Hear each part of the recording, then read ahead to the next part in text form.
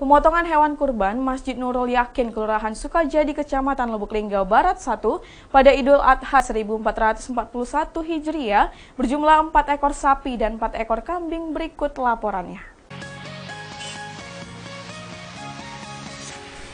Masjid Nurul Yakin berada di Kelurahan Sukajadi, Kecamatan Lubuk Linggau Barat 1, tahun ini melangsungkan pemotongan hewan kurban. Jumlahnya 4 ekor sapi dan 4 ekor kambing. Salah satu kurban berasal dari keluarga besar Wali Kota Lubuk Linggau, Haji SN Pranaputra Sohe, dan keluarga besar Haji M. Dini. Sisanya dari arisan warga. Ketua Masjid Nurul Yakin sekaligus koordinator hewan kurban, Haji Murdianto, menyampaikan, pada kegiatan pemotongan hewan kurban, kami dari pihak masjid tentu mengapresiasi kepada saudara-saudara kita yang sudah mengorbankan separuh hartanya, walaupun dalam keadaan pandemi COVID-19.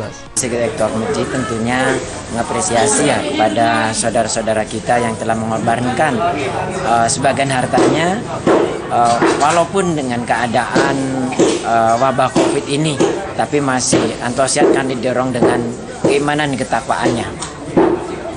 Ya mudah-mudahan ke depan kami sebagai pengurus masjid ke depan akan lebih banyak lagi untuk mengorbankan sebagian hartanya, karena ini motivasi ke depan untuk jamaah-jamaah yang lain.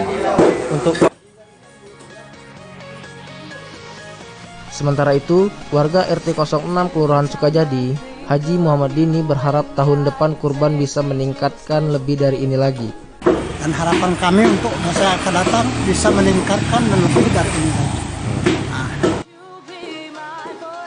Irfan Erga, Silambari TV melaporkan.